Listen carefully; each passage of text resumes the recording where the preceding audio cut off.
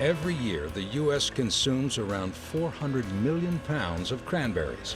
This unique fruit has finally broken away from the turkey to find itself in fancy cuisine, classy cocktails, and pastries all over the world.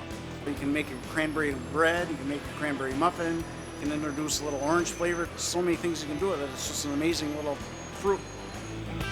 But it's taken more than 200 years to get cranberry farming from natural bogs to the well-groomed fields of cranberry country on the east coast of the USA. For 60 days every autumn, the sleepy countryside of Massachusetts is transformed into a whirlwind of activity. Trucks fill the streets, fields are flooded, and the men and women work a whole lot of overtime. In the state of Massachusetts, it's family run, so they've been doing it for years. They've been here since the Pilgrims landed here, so it's the way of life of the state of Massachusetts. They've been a part of American culture since the Pilgrims stepped off the Mayflower to found Plymouth in 1621. And for centuries before that, Native Americans ate cranberries as part of their diet. But from the moment they were served at that first Thanksgiving, the cranberry found a permanent home for itself in our kitchens. The unique landscape and soil of Massachusetts creates a perfect home. The land was carved out by glaciers millions of years ago, leaving behind the perfect condition for the evergreen cranberry vines. Cranberry farmer Gary Garretson and his family have been in the business since the turn of the 20th century. He knows the growing season's rhythm inside and out. He has more than 200 acres of cranberry bogs at his farm. Carefully managed, the crop from a good year is worth up to $2 million. It's now October, and the harvest is in full swing. The last 10 months of hard work are boiling down to this one moment.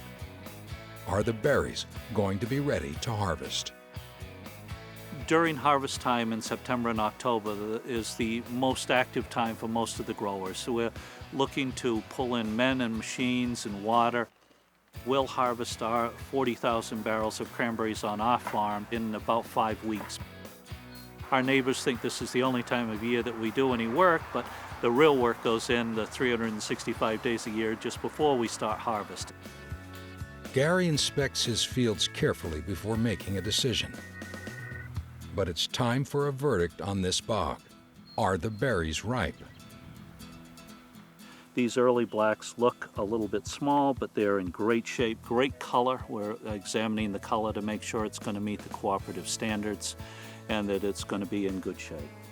And with that, Gary gives the all clear for the harvest. He's confident of their quality, and he knows there's a market for them.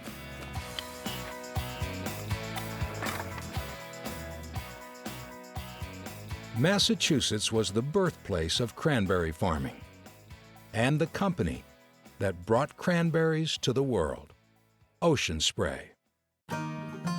Founded by 3 growers in 1930, Uran, Makepeace, and Lee realized that they could all potentially profit by sharing some resources. They formed a farming co-op, and the majority of their efforts went into marketing their cranberries. Today, Gary is one of more than 700 members of the current cooperative. We will pool our resources and jointly work together to market our farms, but at heart, we're all vehemently independent business people. I have a saying that we generally leave most of our weapons at the door when we come together to market our crop. Through clever marketing and some ingenious innovation, U.S. sales of cranberries have increased from around $10 million in 1930 to nearly $3 billion in 2011. Today, cranberries are no longer picked by hand. It's an unusual process that starts with flooding the fields. It's a technique that has revolutionized the way they harvest cranberries, one that was only possible because of the unique biology of the berry itself. In the center of the cranberry, it is actually hollow, and all of the berries will float. In around 12 hours, there will be enough water to shake these cranberries free from their vines, using custom-built harvesters that are 10 times faster than picking berries by hand. Cranberry farmer Clark Griffith has been around long enough to know the problems they faced before the water harvest. All bogs were harvested dry, and you could only harvest when they were dry, either by hand or by machine. The vines had to be perfectly dry, so you only had about a 5 or 6 hour day. But now with the water harvest, that's gone by the board. You just harvest, rain, shine, whatever. Rather than having to hand-pick every plant, the farmers can shake the vines and let the berries float to the surface. On Gary's farm, they will be starting the harvest tomorrow, so it's up to John to ensure all the equipment is in working order. The key to efficiency is the mini combine harvester, the water reel. No one mass produces the equipment that we use. You can't go and buy a water reel from John Deere. Everything is engineered and constructed right here. There's a lot that goes into it. It's a lot of trial and error. It forces you to be quite creative. For instance, these bearings come from a table saw. These rubbing plates here are actually cutting boards that we bought down at the local kitchen store. Everything is designed with the harvest in mind. We run food-grade hydraulic oil in them to reduce the risk of any contamination to the fruit. It's essentially peanut oil. If I spend all winter doing my job diligently, we tend to make it just about through the entire harvest season without any issues. That's 200 acres, 2 machines, so we're asking a lot out of these machines. It's 7 a.m. With the fields flooded and the crew gathered for the day, it's time to start the engines. But under a foot of water, these fields are suddenly full of invisible dangers. We'll send a worker out into the bog, and he'll mark the edge of the drainage ditch so that we don't lose a machine inside of the ditch. It still happens. The vine grows like the hair on the top of your head, and we train that vine to grow in a certain direction. Every year we pick the cranberries in that same direction. If you try to pick against that direction, it rips the vine right out of the bog. With any luck, if we have a good crop, when we're done harvesting a bog, it'll look like a Red Sea. Almost 80% of the surface water will be covered in red. In a good year, every acre of bog will produce around 20,000 pounds of cranberries. After 4 hours, the team has most of the billions of berries to the surface. The mechanization has enabled us to do a tremendous amount more work per day with a huge amount of less people. When I was growing up, my father had between 40 to 50 people to harvest. Now you do it with 5 or 6. Before they can scoop these berries out of the water, it will take an additional few thousand gallons to bring them all to the surface, which will take another 12 hours. The world's supply of cranberries is harvested in 6 short weeks. More than 270 million pounds are pulled from the fields of Massachusetts alone. At Gary Garretson's Massachusetts farm, it's been 14 months since the vines first produced buds, and he's finally picked his day for the harvest. With the fruit at the surface, Gary's team plans to trap them in one corner, rounding up the herd like cranberry cowboys. And it's John leading the charge. Wind direction determines the method we use for corralling the fruit, the direction we go. Right now there's not much wind. The guys opted to start here, start in the middle, and then pull the fruit around. Cranberry farmers are masters of adaptation. The floating boom they will use to lasso the fruit is normally used by companies to contain oil spills. One guy pulls the boom out of the trailer, one guy pulls the boom, and we have 2 guys with pushers pushing the fruit away from the edges. This floating carpet of cranberries is worth tens of thousands of dollars to Gary, and it's vital they catch every berry.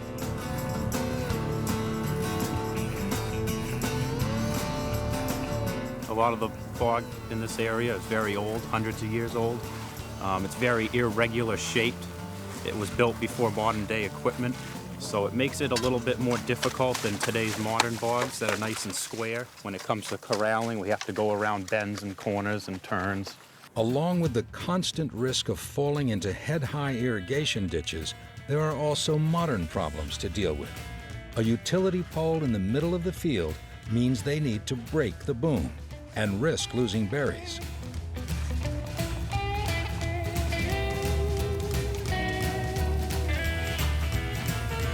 In the middle of the bog, Steve has his own problems. A high patch of ground isn't properly covered with water, and the team is struggling to wrestle thousands of pounds of berries through the thick vines. We disconnect the boom because this spot here is no water, so we're gonna bring all the berry up to the deep water so we can sweep the whole thing out. Rather than fighting a losing battle, Steve has decided to divert the berries around the high spot. The noose is tightening on this year's harvest. After 3 hours of hard work, it's almost within Gary's grasp. While Steve and John are busy in the fields, Gary's Bankside team prepare their fleet of trucks and homemade engineering. We're putting actually in the business end of our whole operation to get the berries out of the water. It goes through a pump that was originally designed to move live fish. When we first went to pumping systems, we were terribly concerned that we were going to get cranberry sauce out the other end rather than whole fruit. And we went for the gentlest pump that was available.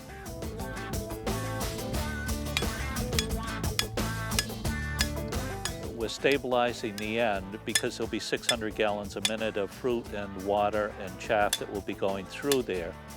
Every minute the berries are in the water increases their chance of rotting. But with as much pumping power as most fire engines, they'll be able to empty the entire field in a couple of hours. We pump fruit up the hose and we fill this bin with water and cranberries. The cranberries float to the surface of the water and they spill over these bars. We have spray nozzles that spray down on the bars. The cranberries stay on top of the bars and go down into the truck. Anything that's not cranberries, water, organic matter, leaf, all goes down into the trash truck over here. In every bog, you will get a mixture of colors, as some berries will ripen faster than the others. Provided there isn't too much of one or the other, Ocean Spray will always accept a mixture. This is the first of many hoops the berries will have to jump through before they make it to the stores. And with every step of the way, the cranberries get a little bit cleaner. Filling this truck with 50,000 pounds of cranberries takes only an hour. As we fill the truck with cranberries, I blow the horn and that alerts the truck driver to drive forward. We'll fill the entire truck.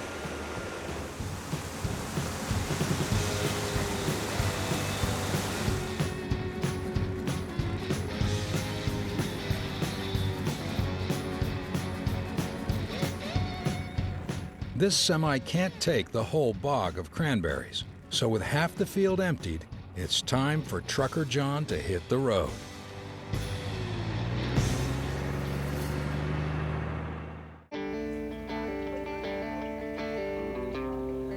This year's cranberry harvest is done after 60 intense days, and working 16-hour shifts at the receiving station means Ocean Spray has got most of the berries shipped off to be frozen in warehouses, ready to deal with at their leisure.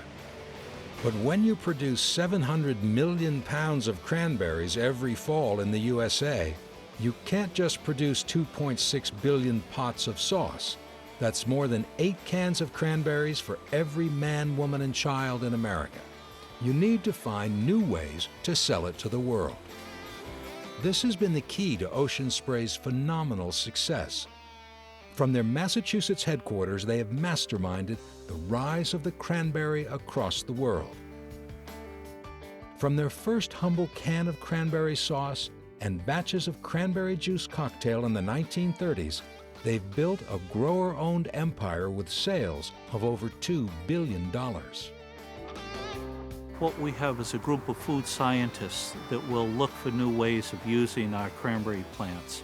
Would like very much to introduce this to the world, but we're using food science and using new ways of using our natural products to be successful internationally. The cranberry has grown from an obscure American fruit into a worldwide business. And while farms around the world have become increasingly industrialized, these East Coast pioneers have worked hand in hand with their surroundings. We didn't think of ourselves as farmers per se. The cranberry bogs were there before we existed, and we're caretakers of the properties that we have. We move with the seasons, we move with Mother Nature. How well I am tuned to the natural environment makes an enormous amount of difference of my success or failure as a cranberry farmer. The hard work and ingenuity of farmers over the last 100 years have seen the cranberry grow from an East Coast curiosity to a world icon.